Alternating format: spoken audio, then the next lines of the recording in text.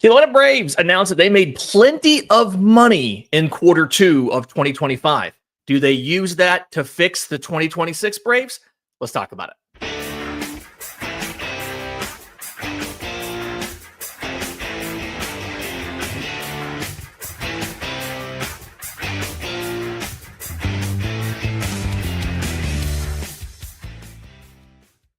Yes, welcome on into a special live edition of Braves Today for Friday, August 8th, part of the Believe Podcast Network and proudly presented to you by FanDuel. I'm your host, Lindsey Crosby. You can follow me on social media at Crosby Baseball. You can follow the show on X, Braves_today.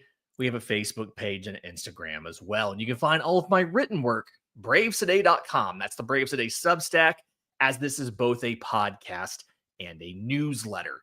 Tons of stuff I want to get to today. We're going to talk about Atlanta's financial report and Terry McGuirk's comments about what's happened to this team this year. The fact that they still made money in quarter two, despite attendance being down. But before we do that, I want to talk about how to fix the 2026 Atlanta Braves. And we're not going to get super deep into stats and everything. This is kind of more of maybe a simplistic look, but fixing the offense and then what to do with the pitching staff. Because I think we can all agree, obviously, this year is not what we wanted. We know that. But even last year wasn't what we wanted, right? Taking until game 162 to barely grab a wild card spot and then turning around and getting eliminated in 2 games by the Padres is not what we had in mind. And the problems last year seem to be pretty obvious, right? The pitching staff was absurdly good. Best ERA in baseball, better than the Mariners and their vaunted rotation. And the offense dealt with both underperformance and injuries, right? And there was that whole conversation. Atlanta was one of those teams to be missing, I think it was 4 opening day starters from their opening day lineup, who like missing them for the final 2 months of the season or something, some stupid stat like that, and still make the postseason. And like, I think we would all agree, even last year was a disappointment. And so how do you fix the Atlanta Braves for 2026? So I've got a couple things on offense and a couple things on defense. Reminder, final segment's going to be a mailbag. So if you have questions, drop them in here. We're going to get to as many as we can before the new puppy wakes up. He's behind me. I've got some treats here and everything. If he wakes up, I took away all the squeak toys. We'll do as much as we can before he wakes up and becomes a menace like every 7-week-old puppy is. When I'm looking at the offense, it feels like there's 3 things that they need to fix. It's the top of the lineup, it's the bottom of the lineup, and then it's the depth. And by top of the lineup, I mean Atlanta needs hot starts and consistent performance from what I'm calling their aircraft carriers, right? If you're building this team, you're building this offense, you're building it around Ronald Acuna Jr., you're building it around Matt Olson, you're building it around Austin Riley. Those are your aircraft carriers, your guys that are being asked to carry the offense and are guys who can single-handedly change a game, change a series, right? So getting them starting hot and being more consistent throughout the year. We talked about Austin Riley a couple weeks ago about how he went from a 135 WRC plus guy to like a 110 and how that's not good enough, right? Atlanta needs to have the better version of Austin Riley. At the same time, Matt Olson right now has played 114 games. He's got 509 plate appearances and he has 18 home runs. This is the same guy that his final season in Oakland, he hit 39. Then he hit 34. Then he led all of baseball with 54. And even last year, he had 29. doesn't feel like he's even going to get 229 this year. Yes, his batting average is 12 points better at 259, but his slugging's actually 10 points worse than last year. And so, Matt Olson was hot for a while. He was hitting for a ton of power, but getting him to be more consistent is definitely a thing that needs to be done. And then Ronald Acuna Jr., he came back super hot this year. He cooled off a little bit. He had a cold stretch, and now he's hurt.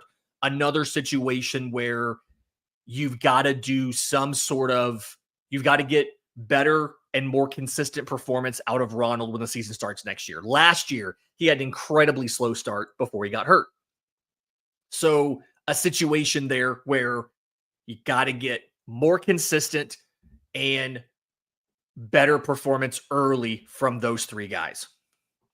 I do think another area number 2 here, is you've got to fix at least 2, if not 3, of the offensive black holes this season. Okay. Second base, shortstop, left field, center field. Those 4 positions, and I think we can kind of all agree here, those 4 positions have been the worst positions on the team this year for production. Second base has been entirely Ozzie Albies. He's hit 225 with a 629 OPS. Shortstop's almost entirely Nick Allen, has hit 222 with a 541 OPS. Center field, almost entirely Michael Harris. He's hit 227 with a 616 OPS. And left field was a lot of just fill-ins and stuff while Jurickson Profar was suspended. You've gotten a 215 average out of that. The good news is you have a player at all 4 positions for next season.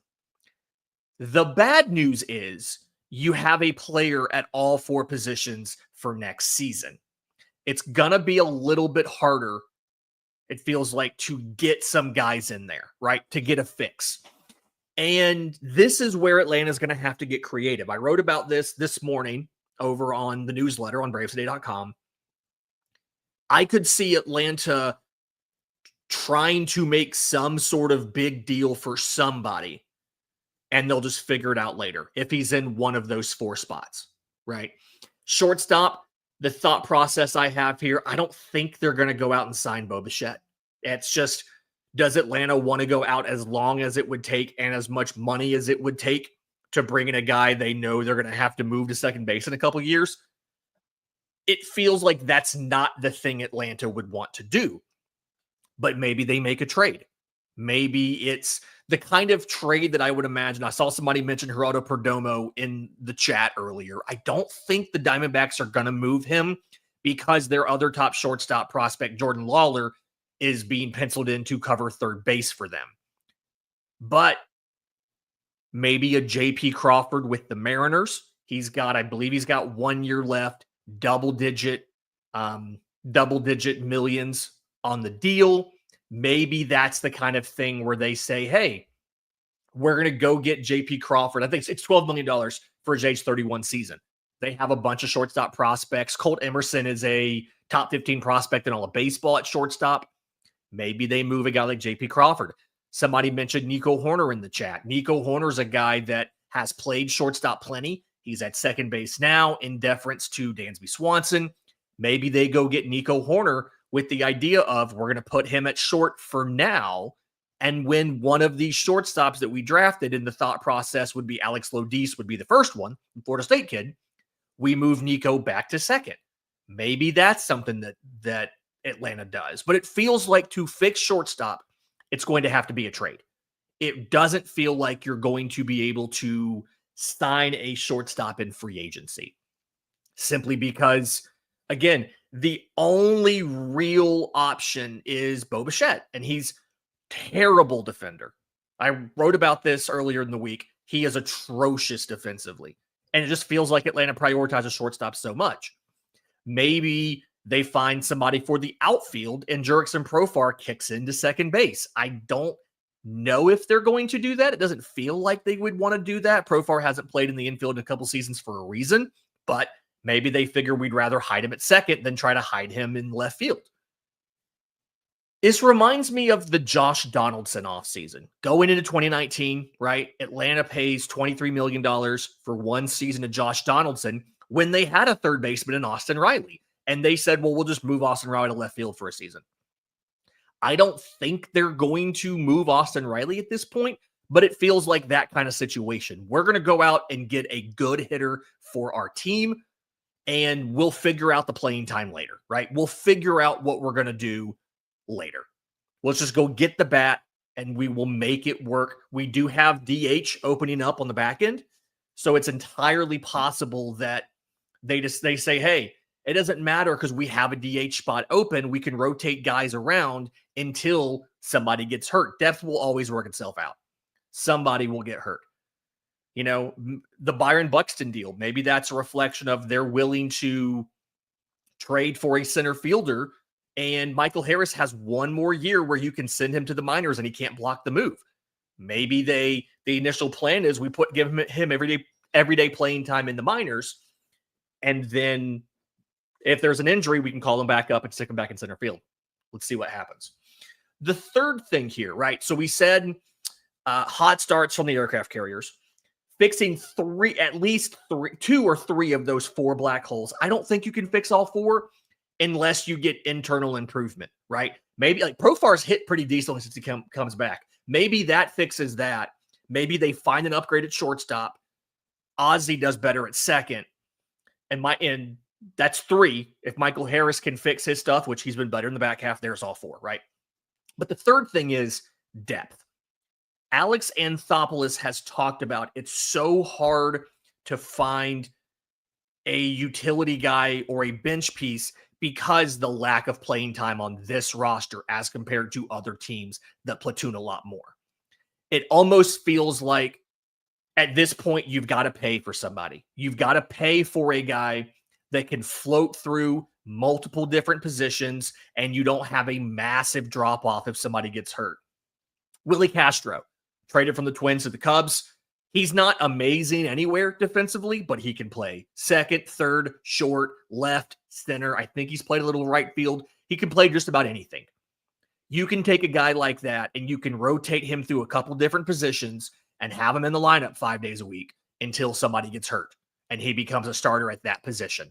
There's more guys like that. Jorge Mateo is shortstop, second base, third base, center field. He's done that. Kike Hernandez has played everywhere. I don't think I want Kike, but that's an example of the type of player I think Atlanta needs to find so they have a higher quality backup for when one of those position players gets hurt. In just a second, we're going to do the same thing, but for the pitching staff. There's a couple questions in here, and I have some thoughts on this. We'll discuss that next, right here on Braves Today.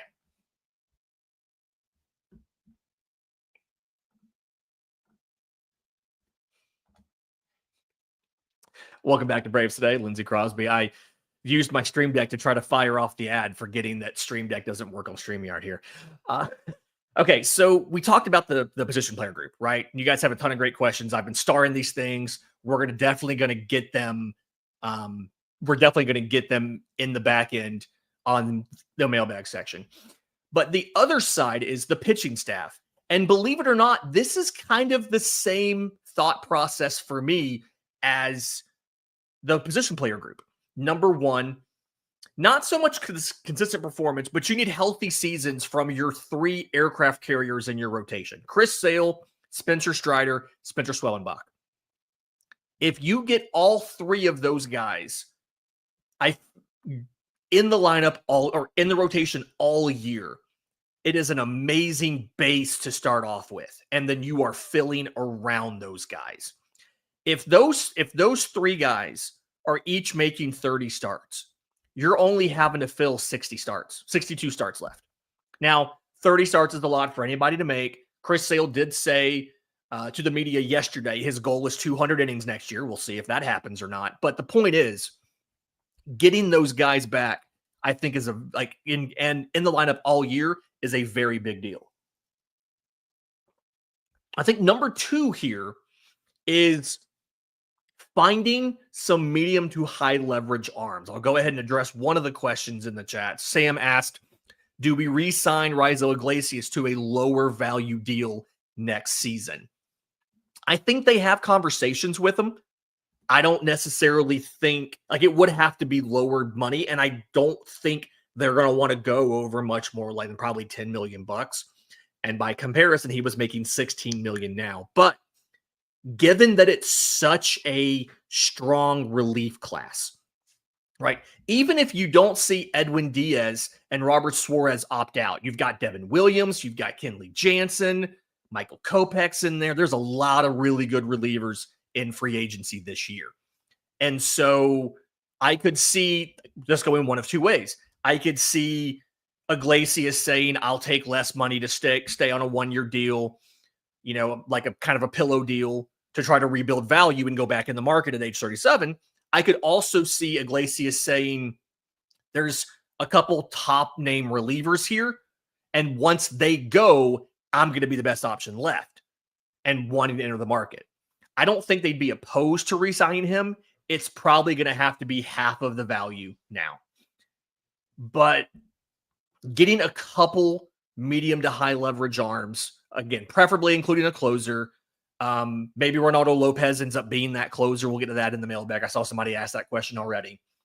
And then the third thing, it's kind of like we talked about, you need depth in the position player group. You need depth in the rotation, but I don't want a bunch of journeyman spot starter guys. I don't want a Carlos Carrasco. I don't want an Eric Fetty. You have guys like that with a Dane Dunning, maybe a Joey Wentz. He looks like he's probably a number 4, number 5, but you have a guy like that. I want this team to look for somebody who could potentially start a game 3 in the postseason if you need it. Because we've learned just about every postseason, you're going to be missing somebody. And so this could be, I think Michael King would be my preference, right? But it could be Michael King. They could try to bring home a Dylan Cease, bring him, he's a local boy. If they wanted to go with a little bit of an older guy, a Framber Valdez maybe. There's a lot of different, like Zach Gallen, if you want to try to save a little bit of money and see if you can rehab a guy.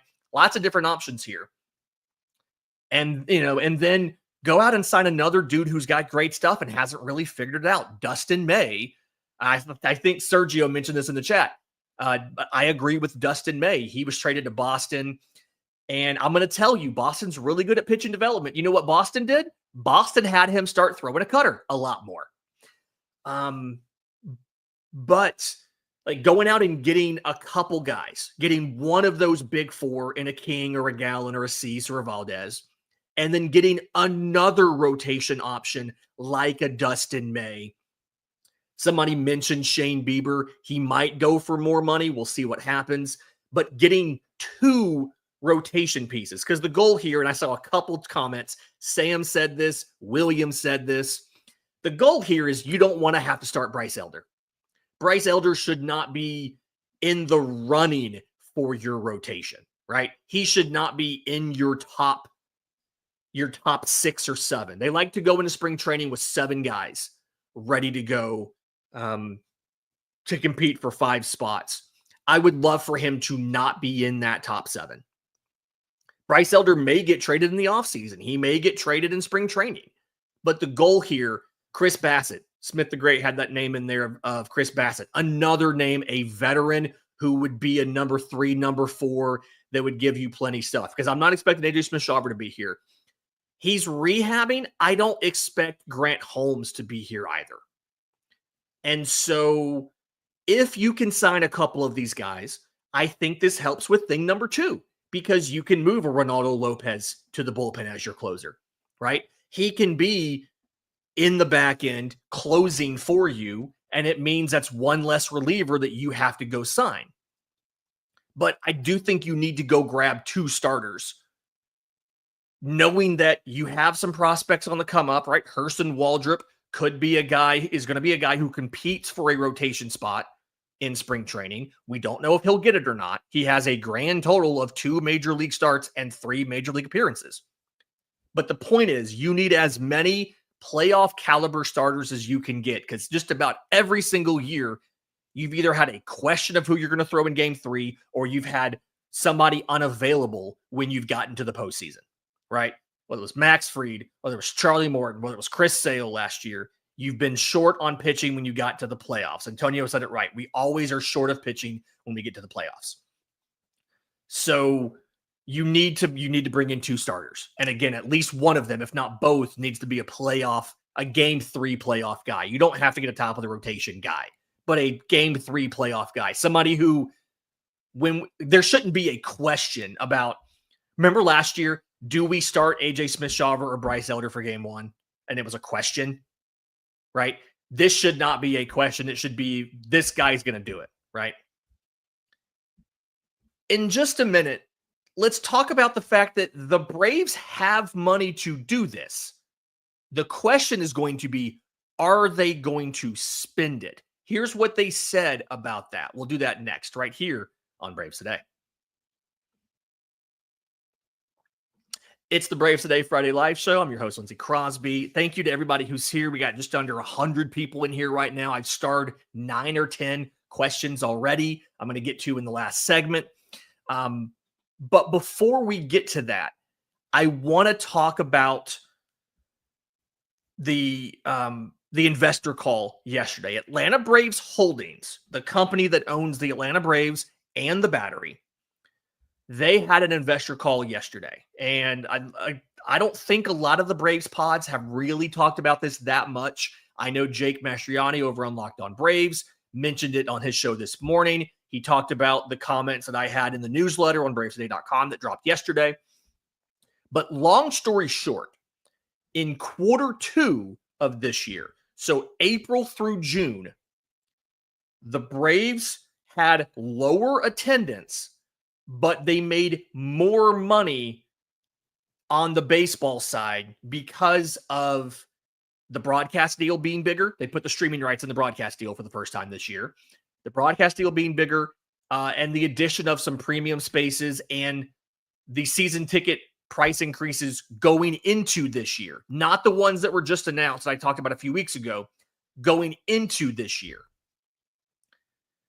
And here's the thing. I don't know if that's going to hold in Q3 because the attendance has dropped a lot. I don't know if you've seen some of the photos. And in the newsletter, I have a photo or two taken from the stands minutes before the game starts, and it is incredibly empty. They went from announcing crowds of 40,000 to crowds of 30,000. This is probably the first season that Atlanta will not hit 3 million total fans since 2021. They've broken 3 million fans in 22, in 23, and even last year. But it doesn't look like they're going to break 3 million this year unless a bunch of people decide to come pretty late. And so they need to spend some money on the team, reinvest some of this profit. And Terry McGuirk, who is the chairman of Atlanta Braves Holdings, and the way that this works, think of this like this. Atlanta Braves Holdings is like a company with 2 divisions. One of them is a real estate division, right? I think it's Mike Plant runs that. He answers to Terry McGuirk. The other side is the baseball division, and Alex Anthopoulos runs that, and he answers to Terry McGuirk. So Terry McGuirk is the boss. He makes the final say. He's the owner, right? He was directly asked by an analyst yesterday if these profits presented, I'm going to quote here, an opportunity to reinvest some of this growth and cash flow into payroll or the team. And here is what Terry McGuirk said, quote, will those dollars be reinvested in payroll? I'd start off by saying that we have been a top 10 payroll team for some period of time, which is true. I see us continuing to maybe move up that ladder. We had dry powder in our arsenal for the trade deadline this year for payroll.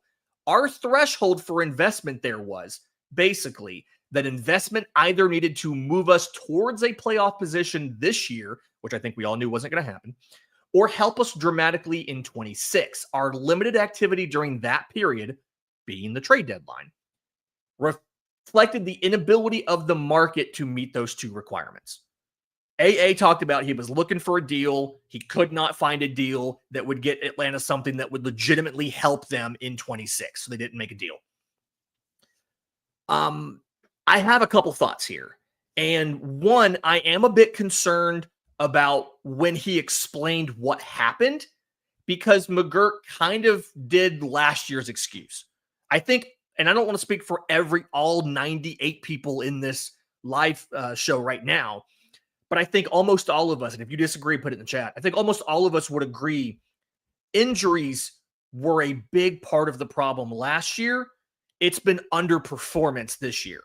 You've rarely had the entire roster in place, right? They have I think it's 13 games combined with Profar, Riley, and Acuna all in the lineup. But even when you've had almost everybody, they just haven't been good. Like they've underperformed. And McGuirk said something a little bit different that makes me a little bit concerned and hopeful that the baseball people will step in. Quote, "We're disappointed with the year. There's some underperformance, but the majority of it is injuries and missing players." And he goes on to say that they're going to take a very hard look at the team and everything that contributes to winning and losing during the offseason. "We know what our mandate is, and investment in the team is part of that." So he never, and this is how CEOs speak, right? He never directly says, yes, we're going to spend money on the payroll, or no, we're not, right? He gives he makes it, he implies that they're going to, which is kind of the way you're supposed to do that, but he never directly comes out and says it, which is frustrating, maybe, but that's kind of just how that works. I really hope that the baseball people do a deeper dive into why guys underperformed and how to fix them. So we'll get that figured out soon. But in just a minute, one more thing here. Sergio popped up that the All-Star game might help boost Q3 artificially. And here's the thing about that.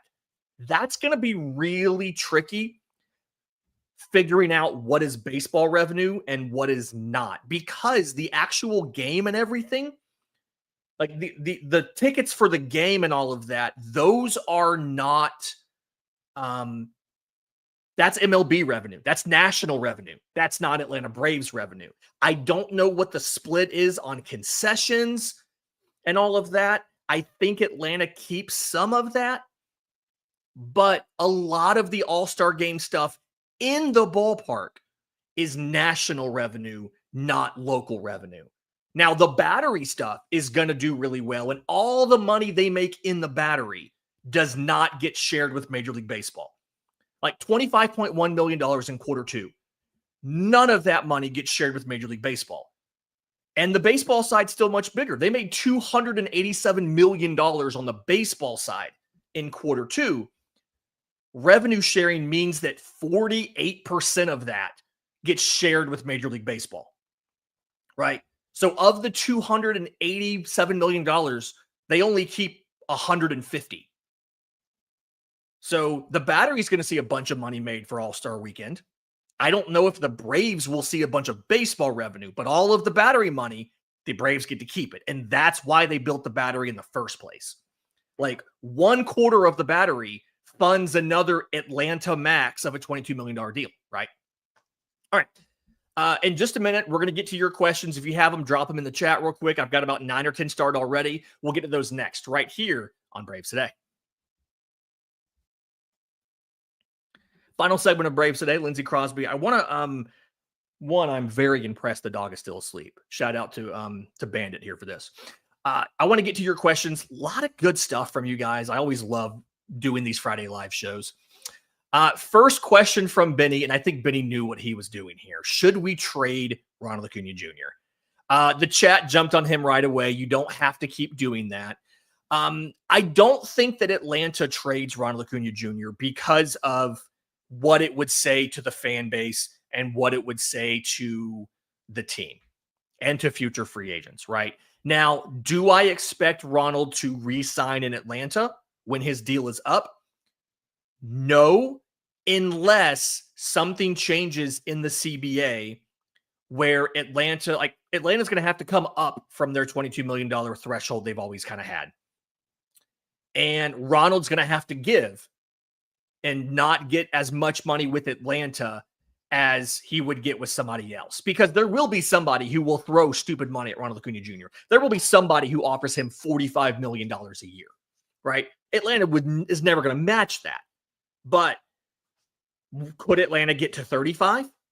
Could Atlanta build in something else? Could Ronald take a little bit less to stay? We'll see what happens. I don't think they trade him, though, simply because of, again, the message it would show. If they do make a trade of Ronald Acuna Jr., the only way I see it happening is in his final season of team control. If the Braves are not competitive and all they would get in free agency is a single draft pick for him, I can see them then making that pick. And Old Billy Goat makes a great point. I am player empowerment. The player should almost never take less money. I think the one exception where you see a player take less money and it makes sense is when it's an off the field thing like this. They want to play. They want to stay in the same city. Their family's there. They want to stay with that one original franchise. Chipper did this. And I think that's the only situation where they've already made plenty of money. The end of the day, if your career earnings are $300 million or $350 million, that doesn't change your quality of life, right? I think that's the only situation where this makes sense. But yeah, there you go. I don't think we're going to trade Ronald Acuna Jr. unless we are not competitive and it is the trade deadline before he leaves. Eddie says, would you prioritize second base or shortstop for an upgrade? Here's the thing, is it's so much harder to upgrade shortstop. But the ceiling of the guy you have at second base is so much higher than the ceiling of the guy at shortstop. This is are you waking up finally? All right. This is a really tough thing for Atlanta to figure out because there's just no good options at shortstop other than Bo Bichette. And again, he's not going to be a very good defensive shortstop and not going to stay at shortstop more than a couple seasons into that new deal. It's going to be like the Xander Bogaerts deal where he's going to have to move to second. So I really don't know. This one's tough. Second base makes the most sense as it'll be easier to find a guy to upgrade. But I do think AA pulls some sort of magic trade out of his hat to upgrade shortstop. I do think that's the one that he ends up doing here. And it's just going to be interesting to see how that happens. Another one from Eddie. Good question here. Would you force Harris to play winter ball? He's a guy who seems like he needs a serious ramp up every season. I would look at some sort of way to get him started earlier. I don't know if that's having him play more in spring or if that's some sort of winter ball something, but they need to figure out some way to get him to be better earlier in the year. I don't think they can force a guy to play winter ball. I think they can encourage it. I just don't know if he would. I do think they should let Ronald play winter ball. I mean, he likes to do it, and he had an MVP season coming off of a winter ball year. They should let him play winter ball. I was talking about trading for JP Crawford. Benny pointed out maybe Ezekiel Tovar from the Rockies. Ezekiel Tovar is an interesting situation because he has a long-term deal, but he's batting .275 right now with a .775 OPS, only 6 homers, 48 games, right? He was hurt a little bit, but I mean, he's a good player. It's not too expensive. His salary goes up. His contract ends after 2030 at age 28 with a $16 million salary. He has a $23 million option for 2031 at age 29. That deal makes a ton of sense if you can get him free. I don't know if they can or what it would take, but it does make a ton of sense. I do like that. Although I do really feel like this is going to end up being one of those transition shortstop guys. They get somebody to do a year or two before they move on to the next player. Adam, really good question here. So the Braves move Strider to the closer role like Smoltz. We give Strider time to get back and the Braves would have a closer. I actually remember when Smoltz took the closer role and then he moved back into the rotation because he said it ended up being harder on his arm having to pitch back-to-backs and things like that. I do think that, one, Strider's contract, and two, his stuff is still more valuable as even a number 2 or 3 starter than he is as a closer. I do think a lot of us kind of overrate the value of closers, and there being so many guys in this free agency class, as well as having Ronaldo Lopez, and that was Brandon's question coming up next. I do think it makes more sense to move Lopez back to relief than to ask Strider to take on a 9th inning role. When he came up, he initially was a reliever for Atlanta, but he's never been a closer. I do think it makes more sense to have Lopez do it than Strider. If I had to pick one, I'm picking Lopez. Nick Allen and Eli White should definitely be rostered next year, but neither need more than 250 at-bats. I do think you can, they're great bench players, and I think they could be starters on what I'm going to call a second division team, right? A team that flirts with the wild card contention here and there and things like that, but not a World Series aspiring team. They're not major league. They're not championship caliber starters. And I know that not every guy on your roster can be an all-star, but I absolutely think that they need to figure something out. And Eli White has a role on this team. He's a useful dude. I do not think he is an everyday starter for Atlanta. They're doing that now, obviously, because they have to. But I legitimately want them to upgrade at shortstop if they can. I'm just cognizant of how hard it is to do that. I'm throwing up Colin's comment here. Sign trade for a bridge shortstop. It's just a JP Crawford, which is what I said. Keep Ozzie for now. Throw money at back in rotation pieces and bullpen. Sign a DH. I'm throwing this up because I do want to discuss the DH part of this. I do think one of the issues Atlanta has had recently, and I don't know if it has resulted in some of the health issues, but it's worth discussing, is the fact that they have had a full-time designated hitter. So they haven't been able to get guys out of the lineup without taking them completely out of the lineup and putting them on the bench for a day. And a lot of the culture in this clubhouse, and Matt Olson drives this. Freddie Freeman drove it before him. Dansby Swanson, Chipper Jones drove it before them, is they want to play every single day. And I think if you don't have a set DH, and I really don't think you should sign a set DH unless you can get somebody of the caliber of Kyle Schwarber. I think not having a set DH gives you the ability to, one, minimize a little wear and tear on guys like a Ronald Acuna Jr. He can DH once a week to not have, you pair that up with an off day, and it's like it's a day and a half off, essentially. If you pair it up with an off day. He's on a getaway day before an off day. You let him DH that day. You play somebody else in right, and then he gets the next day off. I think you can save some wear and tear on their bodies.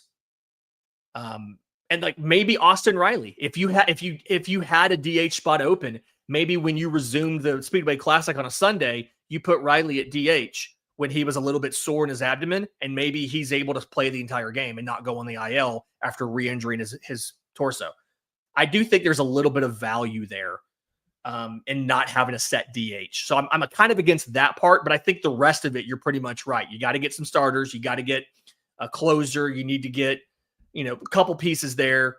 But yeah. Eddie, are you looking at Hurston Waldrop to fill the AJ Smith-Shawver role for 2026? I think he has a chance to do it. Obviously, depends what he looks like tomorrow in his start. We're expecting him to make a start. He was physically with the Gwinnett Stripers in Columbus, Ohio this week, but I expect him to probably leave tonight and head to Atlanta to make a start against Miami tomorrow. And if he looks good down the stretch, I do think he's one of those guys that is going to come into spring training. He has options, but he could win a rotation spot and you just don't have to option him down. I do think some of his mechanical changes that he made have looked really good. His pitch usage has been really good as well. I like the idea of Hurston Waldrop being a rotation guy for next year. Colin asks, what's the biggest move you think the front office has to make in the offseason? Can be a bold prediction. I think my bold prediction here is they get 2 starters somehow. I don't know if it's trade. Like maybe they figure out some sort of deal for a guy like a Sonny Gray or a Joe Ryan or something. But I do think they get 2 starters, and at least one of them is a guy that we would say this would be a playoff starter, right? Maybe they go out and they do a signing and a trade. Maybe they trade for a Joe Ryan. I don't know why I've gone to him twice now, but maybe they trade for a Joe Ryan, and then they turn around and they sign a Dylan Cease, right?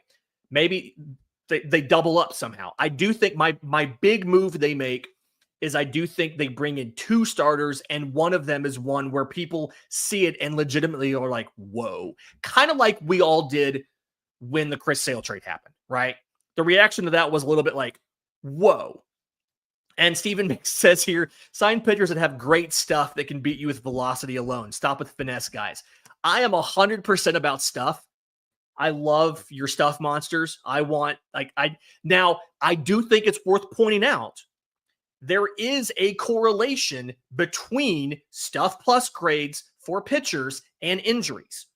So if you're the type of person that gets frustrated about all the rotation injuries, if you lean into stuff, you are going to have more rotation injuries. You know, the number 1 team in baseball that scouts for stuff in the pitchers that they both draft and sign and trade for? It's the Los Angeles Dodgers. And who has had more rotation injuries than anybody in baseball? The Los Angeles Dodgers. They have the resources to go get a ton of guys and throw a ton of money at them, like a Tyler Glasnow, a Blake Snell, all that stuff. So be mindful. I'm a big fan of going out and getting guys with stuff. But no, when you have great stuff, those guys end up getting hurt more because velocity plays a factor in that. Spin, all that stuff. That all plays a factor in that. So just know that. You know who doesn't get injured a ton? The guy throwing 89. Bryce Elder's not missed any time yet for injury. Because Bryce Elder's throwing 90, 91. When's the last time Bryce Elder went on the injured list? But the guy throwing 97 and Spencer Strider needed an elbow surgery and missed a year. That's obviously, it's not that black and white, but there's a connection between stuff and velocity and injury. So know that. I am down for getting stuff. Know that you're going to have to deal with injuries if you do it. Smith, if the Braves are bad again next year, is it possible they blow up the core at the 26th deadline going into the lockout? I absolutely do. If they have another season where they are bad, they absolutely make some really tough decisions, and I think they blow it up. Because I think that the entire front office kind of understands that, hey, if this happens yet again, there's no possible explanation except for the players. Because you're going to have, for the most part, all new coaches next year. Snit's retiring. You're going to bring in probably a whole new coaching staff. I'd keep Rick Kranitz around if it's me, but that's it. A whole new coaching staff. So you change the coaching staff. If they're not injured, what's the only thing left is the players. I think if the Braves struggle again next year, you're going to see some really hard decisions made about guys that are kept, guys that go. Do they trade an Austin Riley? Do they trade a Michael Harris? I think you could see the Braves say, we're going to blow it up. There's going to be a lockout anyway. We're going to blow it up, and we're kind of going to start over under the new CBA. Antonio Lopez asks, Zack Neto, what would be the cost? That's a really tough one because they're trying to get to contention. And they usually wait to trade guys until they're close to free agency. I really don't know if Zack Neto is available for a price that we want to pay. He's in only his 3rd season. He's not a free agent until 2030. He's not even arbitration eligible until 2026. So I do think that he's probably going to be pretty hard to get and pretty expensive. I do think the Braves find a shortstop via trade. I don't know if it's Zack Neto, but I will say if you get Zack Neto, be prepared. Zack Neto is in a lot of ways kind of like a younger Dansby Swanson. He's got a bunch of whiffs. He doesn't walk a lot. He strikes out a bunch. His range isn't phenomenal. He makes the defense work. He's negatively graded this year, but he was dealing with a little bit of injury. But it's like a younger Dansby Swanson. And if you were frustrated by Dansby Swanson's inconsistency and them having to bump him down to 6th or 7th in the order and things like that, that's what Zack Neto is. So just know that's happening. Final two questions here before we get out of here. First one from Jared. How long do we hold on to Bryce Elder? I imagine if he does not make the roster out of spring training next year, he's probably offered in a 1-for-1 trade with some other team, a challenge trade as they're called. I imagine if he's not in your opening day rotation, and you better hope he's not, he's probably not on this roster. He might get packaged out in the offseason. I could see Bryce Elder and Aaron Bummer getting moved to some team for something back.